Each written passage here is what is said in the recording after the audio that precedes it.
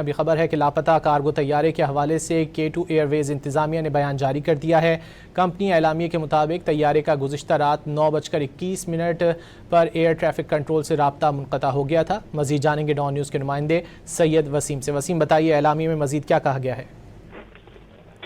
جی بالکل، پاکستان کی کارگو پرواز K2 بوئنگ 737 طیارہ جو کہ کراچی کے قریب بتایا جا رہا ہے کہ سمندر میں لاپتہ ہوا ہے۔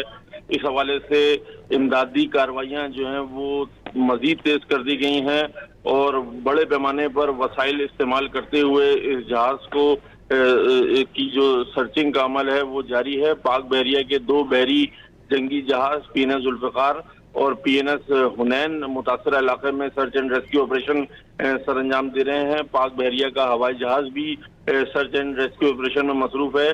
وسیع سمندری علاقے میں جون جولائی کے حوالے سے جو ہے وہ ببری لہروں کے باعث سرچ اینڈ ریسکیو آپریشن ایک بڑا چیلنج ہے۔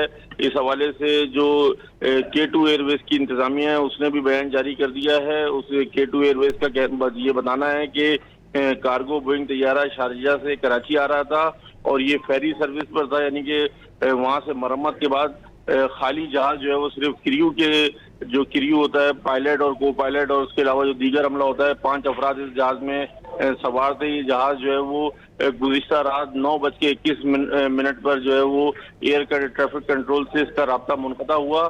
بوئنگ 737 طیارے کا رجسٹریشن نمبر APBOI ہے، یہ بتانا ہے کمپنی کا۔ طیارے میں 5 افراد جو ہے وہ سوار تھے، جس میں پائلٹ محمد رضوان ادریس، فرسٹ آفیسر فیصل محمود اور اس کے علاوہ لوڈ ماسٹر محمد توفیق خان، انجینئر عارف صدیقی اور محمد حامد شامل ہیں۔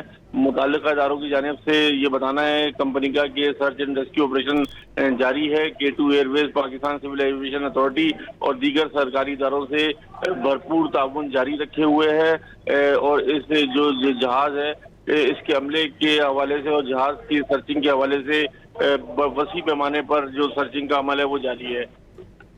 بہت شکریہ سید وسیم ان تفصیلات کے لیے۔